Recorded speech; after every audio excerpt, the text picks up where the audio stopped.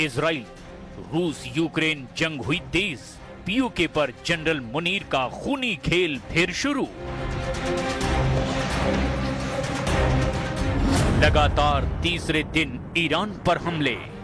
Wall street journal का दावा, Trump को मारने की ईरानी साजिश। इजराइल के रक्षा मंत्री इजराइल काट्स का दावा, ईरान पर बहुत बड़े हमले को तैयार इजरायली सेना।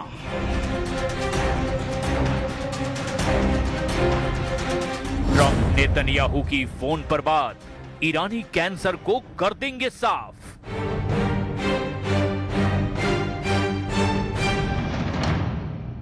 ईरान के बुशर पर भीषण हमले, बंदरगाह शहर असलुये और बोनोद बंदरगाह पर बमबारी।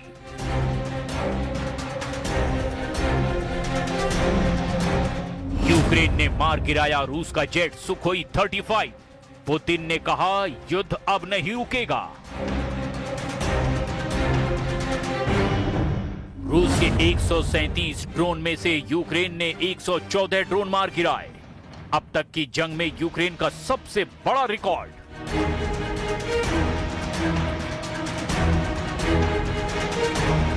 पुतिन ने युद्ध विराम से किया इनकार। डॉनबास पर कब्जे की जंग रहेगी जारी।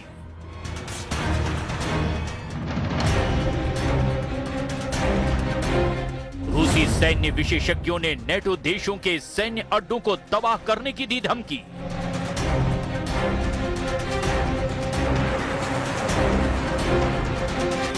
पाकिस्तान को 48 घंटे का अल्टीमेटम। ज्वाइंट अवामी एक्शन कमेटी यानी जेएएसी की धमकी, 38 मांगे मानो वरना भुगतो नतीजे।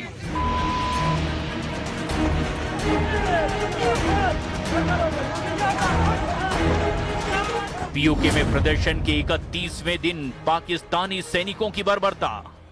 फायरिंग में 2 लोगों की मौत, 13 हुए घायल।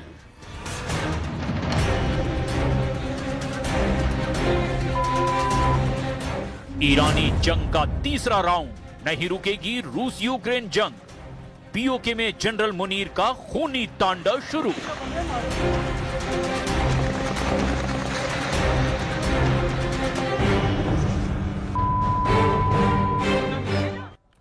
इस भयानक जंग के बीच खौफनाक साजिश का कच्चा चिट्ठा लेकर हाजिर हूं मैं, प्रशांत जरहे। ईरान इस वक्त 2 मिशन पर काम कर रहा है। पहला, ट्रंप की हत्या करना, तो दूसरा है परमाणु हथियार हासिल करना। इसीलिए ईरानी नेता अब बातचीत से ज्यादा बारूदी हमला करने पर अपना ध्यान फोकस कर रहे हैं। खबर तो यह भी है कि ईरान को कैंसर बताने वाले अमेरिका और इजराइल मिलकर के ईरान पर बहुत बड़ा हमला करने की फिराक में हैं।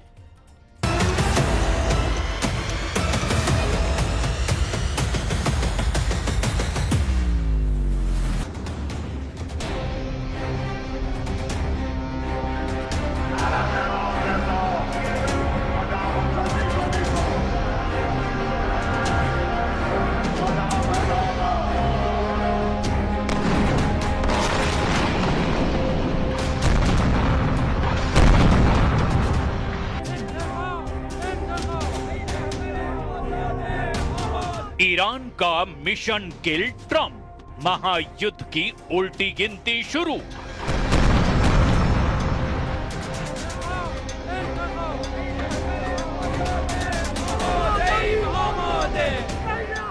क्या दुनिया तीसरे विश्व युद्ध के मुहाने पर खड़ी है? क्या अगले 24 से 48 घंटे के भीतर मिडिल ईस्ट के नक्शे से ईरान का नाम हमेशा हमेशा के लिए मिटने वाला है? पिछले 18 घंटों से खाड़ी के समंदर से लेकर तेहरान के आसमान तक सिर्फ बारूद की गंध आ रही है। लेकिन इस महायुद्ध की शुरुआत 7 जुलाई से ही हो चुकी है और आज यानी 10 जुलाई 2026 को हालात ऐसे हो चुके हैं कि जरा से चिंगारी पूरे ब्रह्मांड को हिलाकर रख देगी। लेकिन बात सिर्फ मिसाइली हमलों की नहीं है। 4 महीने बाद ईरान के सर्वोच्च नेता अली खामनी का जनाजा अमेरिका और इजराइल के लिए अब बारूद बन चुका है। खामनी के जनाजे में उमड़ी लाखों की भीड़ का गुस्सा सीधे अमेरिकी राष्ट्रपति डोनाल्ड ट्रंप के खिलाफ उबल रहा है। क्या ईरान परमाणु बम का बटन दबाने वाला है? क्या इजराइल ईरान को हमेशा के लिए नक्शे से मिटाने की तैयारी कर चुका है? इसका जवाब अगले 48 घंटे में मिल सकता है। फिलहाल अमेरिका और इजराइल को इसका ट्रेलर सुप्रीम लीडर अली खामनी के जनाजे में दिख चुका है। 3 जुलाई से लेकर 10 जुलाई तक पूरे ईरान में बदले की आग और मातम की तस्वीरों ने ट्रंप और नेतन्याहू को सोचने पर मजबूर कर दिया कि क्या ईरान को काबू करने के लिए महायुद्ध करना पड़ेगा। अमेरिकी मीडिया एक्सियोस ने दावा किया कि ईरान पर अमेरिका और इजराइल मिलकर एक बड़ा हमला अगले 24 से 48 घंटे के भीतर कर सकते हैं। इजराइल के रक्षा मंत्री इजराइल काट्स ने दो टूक कह दिया कि हम ईरान पर हमले को तैयार हैं। इधर कुछ रिपोर्ट्स में दावा किया गया कि अगर ईरान के नए सुप्रीम लीडर मुस्तफा खामनी को मारने की कोशिश अमेरिका या इजराइल ने की तो इसके नतीजे विनाशक होंगे। इस वक्त हॉर्मुज में अमेरिकन सेंट्रल कमांड ने अपने 20 युद्धपोतों को हॉर्मुज के मोर्चे पर लगा दिया है, जबकि ईरान ने ड्रोन और मिसाइलों से बड़े हमले की तैयारी पूरी कर ली है। खबर तो ये है कि जब से ईरान ने कतर, कुवैत, बहरीन और जॉर्डन पर हमले किए, उसके बाद से पूरे अरब में ईरान के हमलों को लेकर हाई अलर्ट कर दिया गया है। फिलहाल गहरी चुप्पी और शांति के बीच किसी भी वक्त ईरानी बारूद अमेरिकी और इजरायली अड्डों पर फट सकते हैं, यानी ये हालात कभी भी बदल सकते हैं। लेकिन इन घटनाक्रम के बीच हम शुरुआत करते हैं ईरान के उस मिशन से जिसे किल ट्रंप नाम दिया गया है। ईरान की किल लिस्ट तैयार। नंबर 1 पर डोनाल्ड ट्रंप।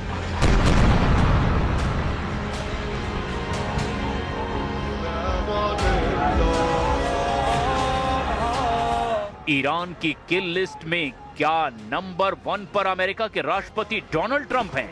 इस सवाल का जवाब हम खामनेई के जनाजे में उमड़ी करोड़ों की भीड़ और ईरानियों के हाथों में मौजूद उन पोस्टरों और नारों से समझ सकते हैं, जहां पूरे ईरान से एक ही आवाज उठ रही है, we will kill Trump, death to America.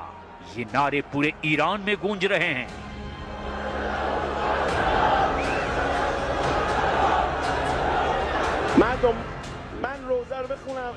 इमाम रजा दरगाह में हुए अंतिम संस्कार में लाखों की भीड़ उमड़ी।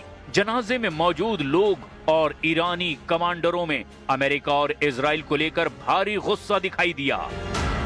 भीड़ में डोनाल्ड ट्रंप और इजराइल के खात्मे को लेकर जबरदस्त नारे लगाए गए।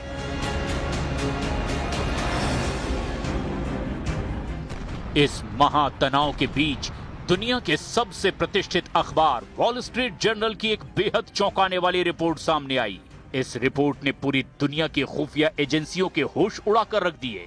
वॉल स्ट्रीट जर्नल का दावा है कि इजरायली खुफिया एजेंसी मोसाद ने अमेरिका को एक बेहद ही गुप्त और खास पुख्ता इनपुट दिया है। इस इनपुट में साफ साफ कहा गया कि ईरान अमेरिकी राष्ट्रपति डोनाल्ड ट्रंप की हत्या की बहुत बड़ी और खौफनाक साजिश रच रहा है। जैसे ही ट्रंप की हत्या की ईरानी साजिश का खुलासा हुआ, वैसे ही वॉशिंगटन से लेकर यरूशलेम तक फोन की घंटियां घनघनाने लगी। सूत्रों के हवाले से खबर है कि डोनाल्ड ट्रंप और इजरायली प्रधानमंत्री बेन्यामिन नेतन्याहू के बीच एक बेहद गोपनीय और लंबी फोन कॉल हुई है। इस बातचीत के दौरान ट्रंप ने जो कुछ कहा, उसने आने वाले दिनों की रणनीति तय कर दी है। दोनों नेताओं के बीच सहमति बनी है कि अब समय आ गया है कि मिडिल ईस्ट से इस ईरानी कैंसर को हमेशा हमेशा के लिए साफ करना होगा। जी हाँ, ईरानी कैंसर, ये वो शब्द है जो बताता है कि अमेरिका और इजराइल का गुस्सा किस स्तर पर पहुंच चुका है ईरान को लेकर। इजराइल के रक्षा मंत्री इजराइल काट्स ने भी ईरान को धमकी देते हुए कहा कि इजराइल ईरान पर बड़ा हमला करने के लिए पूरी तरह से तैयार है। No, I'm number 1 on the kill list for Iran. They're lovely people. I'm number 1. So I don't know. I can't tell you that, but I don't really care because I'm doing my job and I'm doing it, I hope, better than anybody's ever done it because we have a country that's hot and really, really successful. But I mention it only because it's on the list. Iran पर हमले की तैयारी, हवा में उड़ने लगे Israeli jet.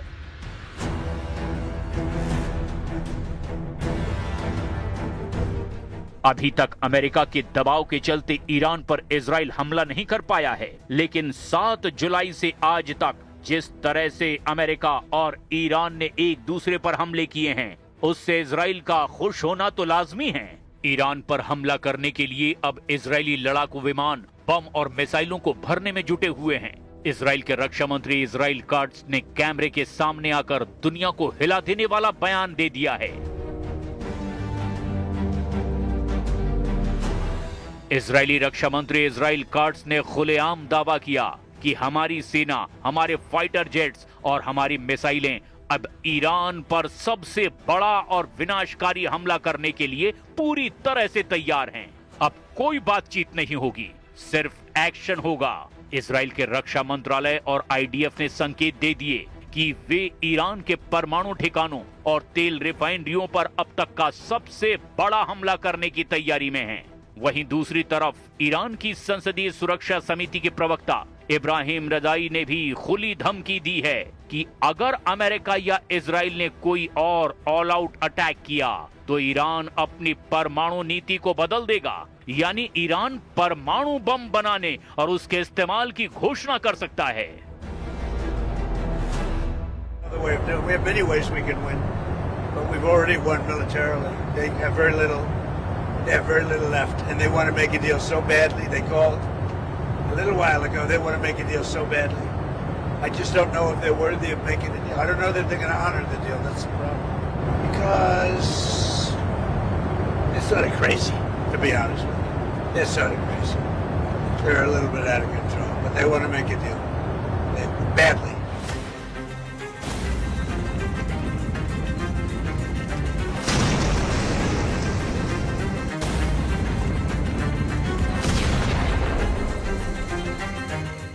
और ये सिर्फ धमकियां नहीं हैं, जमीन पर तबाही शुरू हो चुकी है।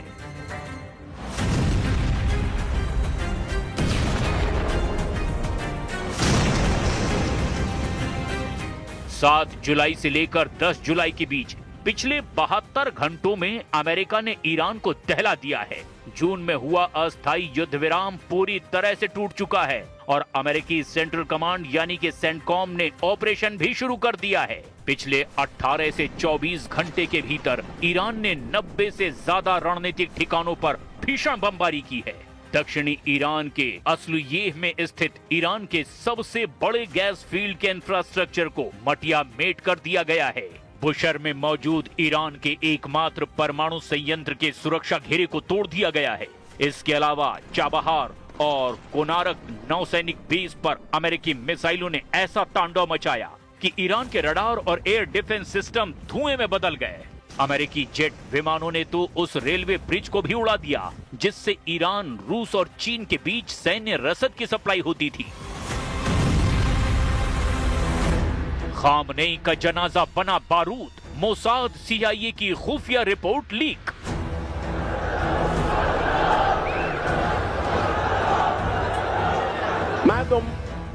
खामनेई का जनाजा सिर्फ एक अंतिम विदाई नहीं थी, बल्कि ये अमेरिका और इजराइल के लिए बारूद का ढेर बन गया। जनाजे में उमड़ी लाखों की भीड़ के दिलों में दुख से ज्यादा ट्रंप के खिलाफ प्रतिशोध की आग सुलग रही थी। डेथ टू अमेरिका और डेथ टू इजराइल के नारों से पूरा मशहद गूंज उठा।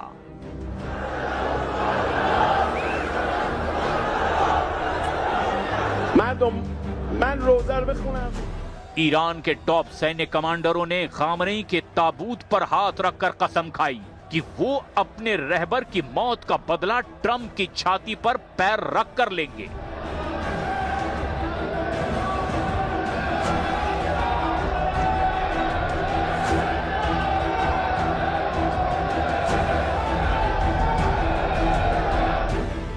इसी जनाजे के बीच खबर आई कि अमेरिका ने तेहरान और मशहद को जोड़ने वाली रेलवे लाइन पर भी स्ट्राइक की है, जिसने ईरान के गुस्से को 7वें आसमान पर पहुंचा दिया।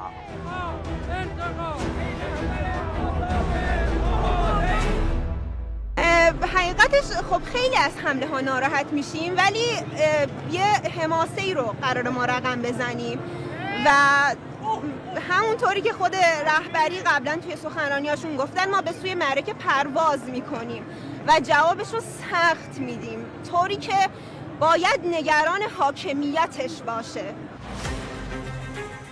ईरान के जंगी और तूफानी तेवरों को देखकर अमेरिका और इजराइल बेहद सावधानी से हमले की तैयारी कर रहे हैं। खबर है कि इजराइल की खुफिया एजेंसी मोसाद और अमेरिका की खुफिया एजेंसी CIA ने दावा किया कि ईरान में खामनेई के जनाजे की जो रस्में और प्रोग्राम जो 6 से 7 दिन तक चले, उससे पूरे ईरान में अमेरिका और इजराइल से खूनी बदला लेने की होड़ मच गई है।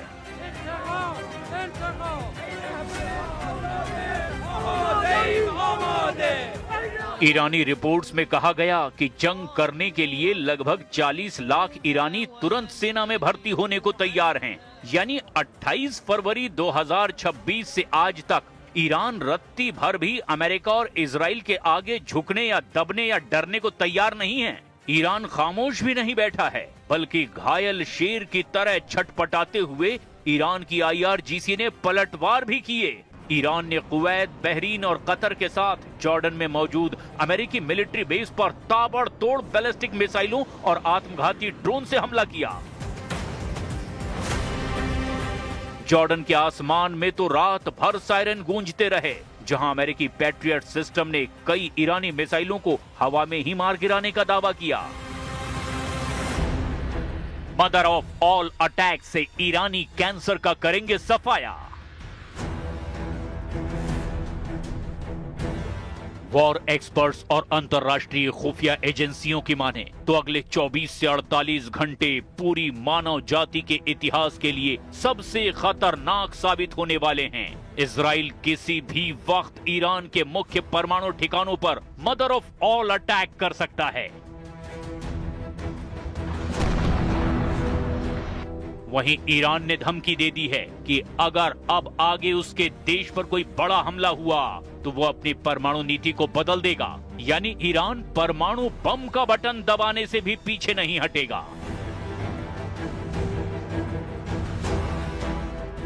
खुफिया रिपोर्ट्स के मुताबिक ईरान ने अपने हजारों मिसाइल लॉन्चर्स को अंडरग्राउंड बंकरों से बाहर निकाल लिया है। लेबनान में हिजबुल्लाह ने भी उत्तरी इजराइल पर रॉकेट हमले तेज कर दिए हैं। सैन्य विश्लेषकों का मानना है कि अगले 24 से 48 घंटे बेहद नाजुक हैं और ये टकराव तीसरे विश्व युद्ध जैसे स्थिति में बदल सकता है। अब ऐसे हालात में देखना ये होगा कि अगले 48 घंटे में ईरान पर बड़ा हमला होता है या ईरान खुद पर अटैक से पहले ही अमेरिका और इजरायली अड्डों पर जबरदस्त हमला कर देता है। दुनिया की निगाहें हॉर्मोज पर टिकी हुई हैं। अगर हॉर्मोज में दोनों पक्षों की तरफ से हमले हुए तो अब ईरान युद्ध महायुद्ध में जरूर बदल जाएगा।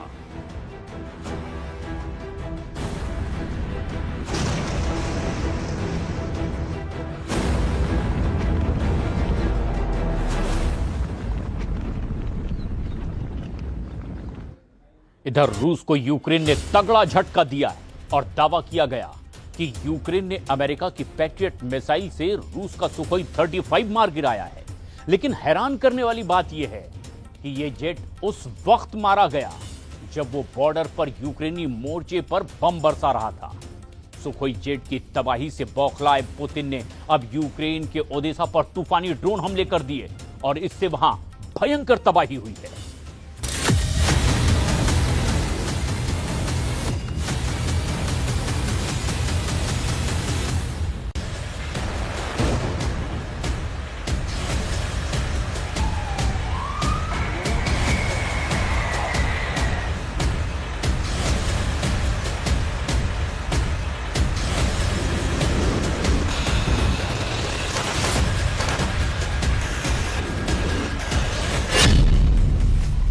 मार गिराया रूस का सुखोई 35 जेट।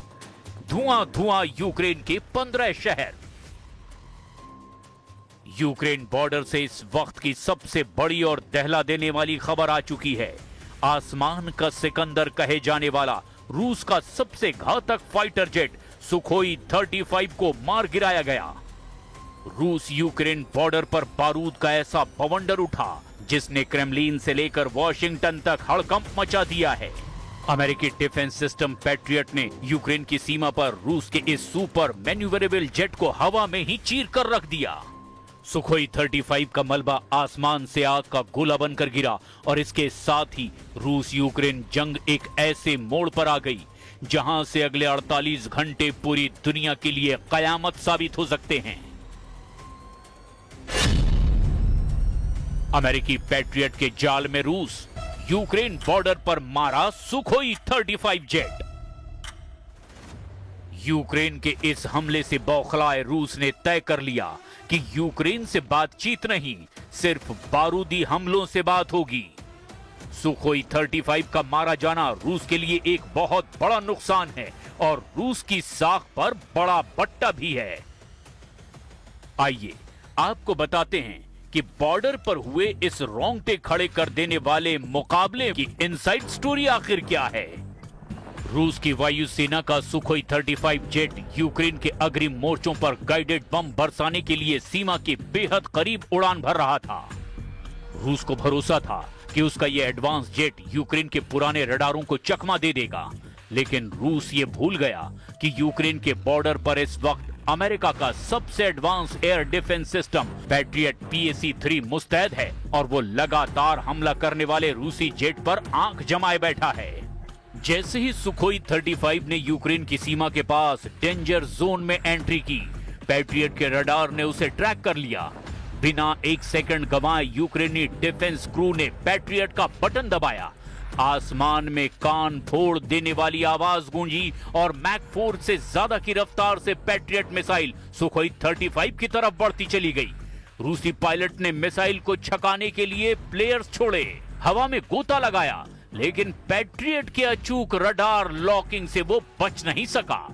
मिसाइल सीधे सुखोई 35 के इंजन से टकराई और रूसी वायुसेना का गौरव कहा जाने वाला जेट पलक झपकते ही खाक हो गया। रूसी पायलट को इजेक्ट करने का मौका तक नहीं मिला।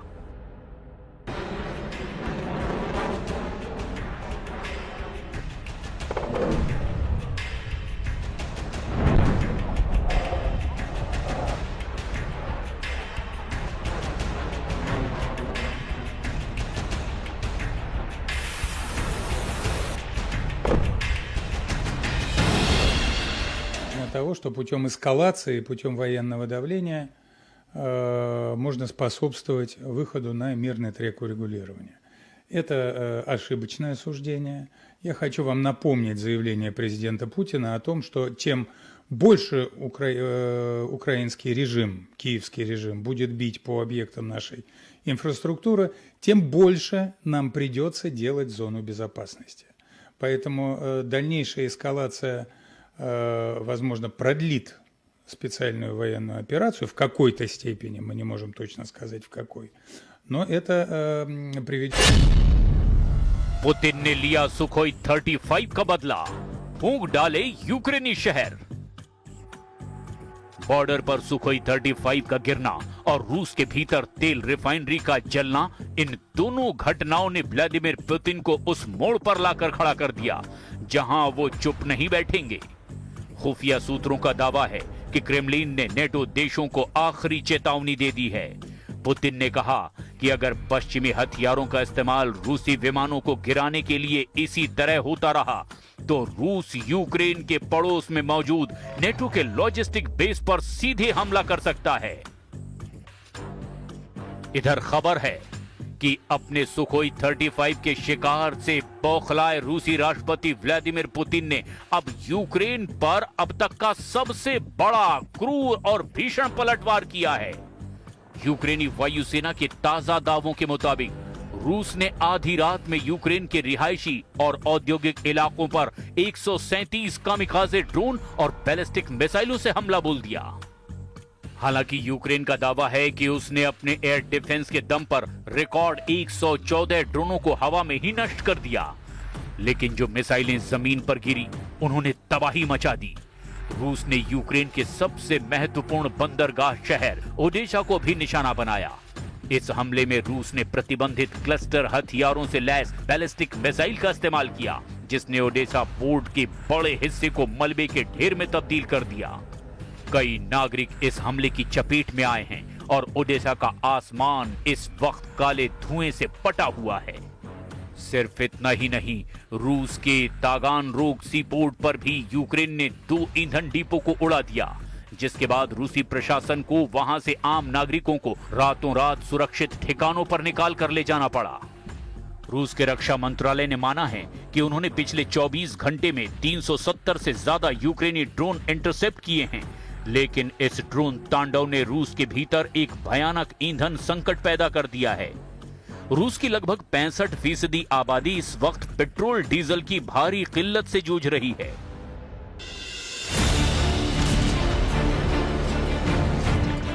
रूसी हमलों से यूक्रेन सिर्फ रो नहीं रहा, बल्कि यूक्रेन के एडवांस ड्रोन विंग ने रूस के अंदरूनी हिस्सों पर अब तक का सबसे बड़ा जवाबी हमला किया है। मॉस्को, सेंट पीटर्सबर्ग और विशेष रूप से यारोस्लाव शहर को निशाना बनाया गया।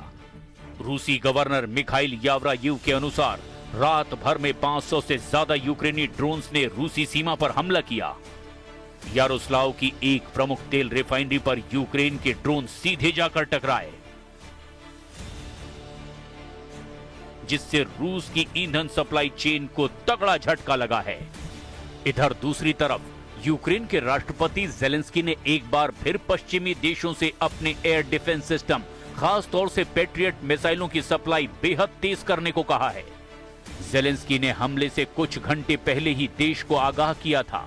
उन्होंने कहा, जब तक हमारे सहयोगियों के गोदामों में पैट्रियट मिसाइलें धूल खा रही हैं, तब तक रूस रिहायशी इमारतों को तबाह करने के लिए प्रोत्साहित होता रहेगा।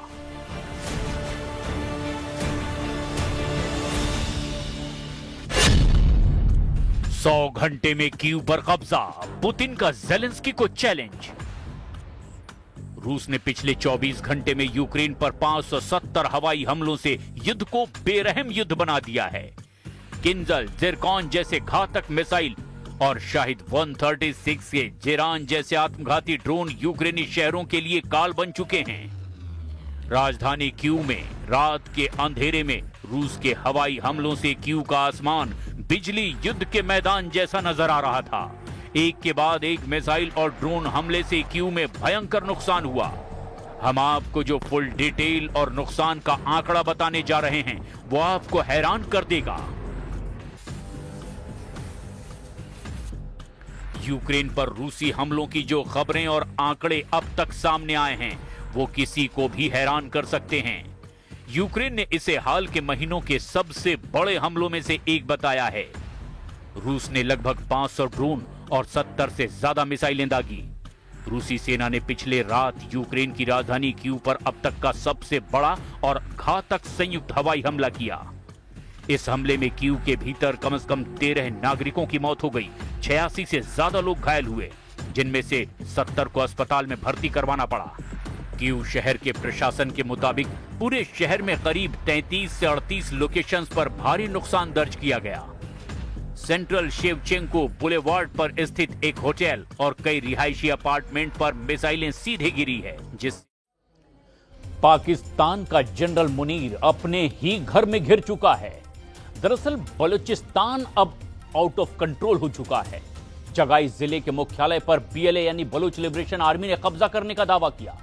दूसरी ओर POK में JAC ने पाकिस्तान सरकार के साथ आर पार की लड़ाई का ऐलान कर दिया है। JAC ने 15 जुलाई को रावलाकोट के मुजफ्फराबाद तक लॉन्ग मार्च का ऐलान कर दिया है। ऐसे में सवाल ये, क्या मुनीर और शहबाज का तख्ता पलट तय है?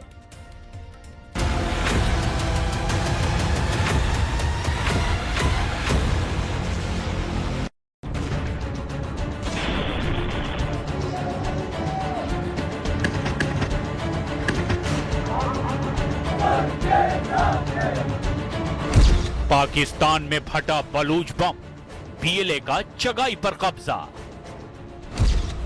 POK में आर पार की जंग, JAC ने किया मुजफ्फराबाद कूच का ऐलान। टूटने लगा पाकिस्तान, खतरे में मार्शल मुनीर की कुर्सी।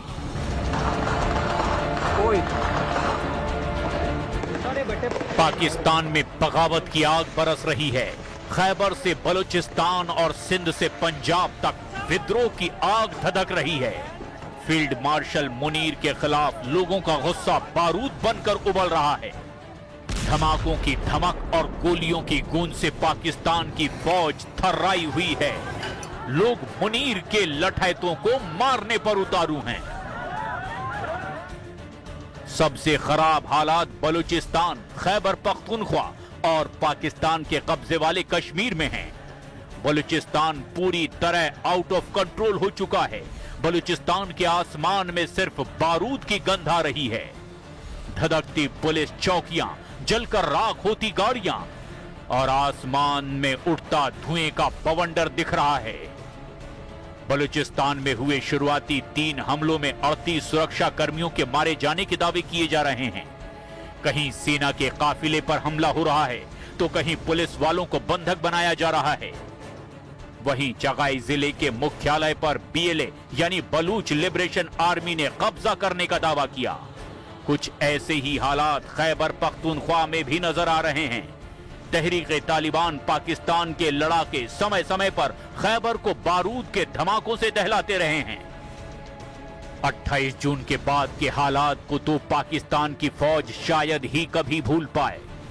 28 जून की देर रात को पाकिस्तान ने अफगानिस्तान के 3 प्रांतों में हमला किया। पाकिस्तानी अटैक में अफगानिस्तान के 38 लोगों की मौत हो गई। इसके बाद अफगानिस्तान ने पाकिस्तान के अंदर खासकर खैबर के इलाके में कई हमले किए। ड्रोन हमलों से ISIS के कई आतंकवादी मारे गए। वहीं पाकिस्तान के कब्जे वाले कश्मीर में 1 महीने से विद्रोह की आग धधक रही है और अब POK में आजादी की लड़ाई आर पार की जंग में तब्दील हो चुकी है। ये जो दहशत गर्दी है, ये जो दहशत गर्दी है, ये जो गुंडागर्दी है, ये जो अफरा तफरी है, ये जो शल्लिंग बल्लिंग है, ये जो छापे छापे है, ये जो गोली लाठी है। बलूचिस्तान में BLA की खुली बगावत, मुनीर को खुला चैलेंज। पाकिस्तान की फौज के लिए जुलाई 2026 के महीने की सबसे खतरनाक खबर आई है। 4 दिन में BLA के कई हमले हुए। अब तक तो बलूच लड़ाके सिर्फ पाकिस्तान के सुरक्षा कर्मियों को मारते थे, लेकिन अब तो वो मुनीर की फौज को खुला चैलेंज देते दिख रहे हैं। बलूच लड़ाके पुलिस चौकियों के साथ साथ अब शहरों पर भी कब्जा करने लगे हैं, जिससे पाकिस्तान की फौज खौफ में नजर आ रही है। अब तो बिना सबूतों के आरोपों का खुला खेल खेला जा रहा है। लेकिन वैसे तो बलूचिस्तान की आजादी की लड़ाई कई संगठन लड़ रहे हैं। बलूचिस्तान में कई हथियारबंद गुट सक्रिय हैं, जो समय समय पर बलूचिस्तान में धमाके करते रहे हैं। लेकिन बलूचिस्तान की आजादी को लेकर सबसे घातक और असरदार संगठन है बलूचिस्तान लिबरेशन आर्मी यानी BLA। अलगाववादी संगठन है बलूच लिबरेशन आर्मी।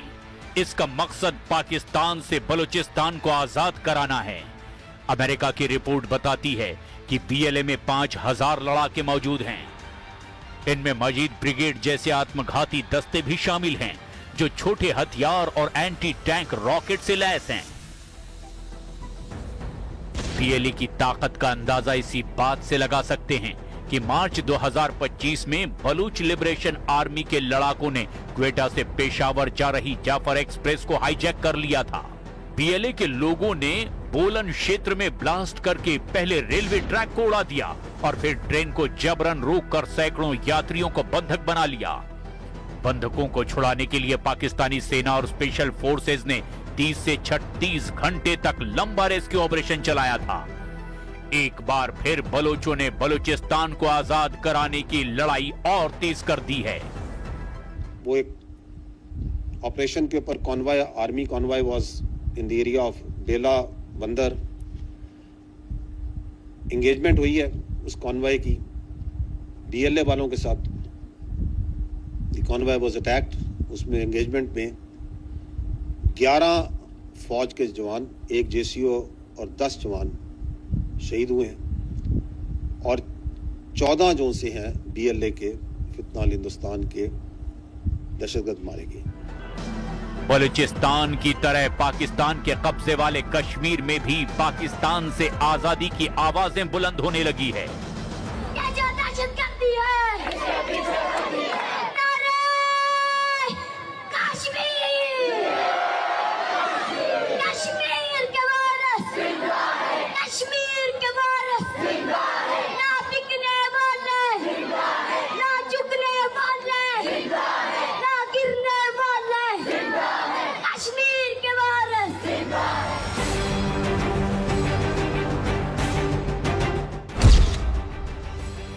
पीओके में होगी आर पार की जंग।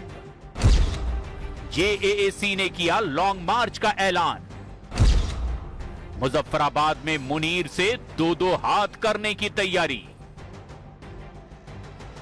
पाकिस्तान के कब्जे वाले कश्मीर में हो रहे विरोध प्रदर्शनों ने अब विद्रोह का रूप ले लिया है।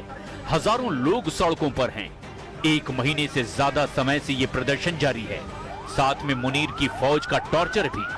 लेकिन फील्ड मार्शल मुनीर की लाख कोशिशों के बाद भी कश्मीरी वहां झुकने को तैयार नहीं है।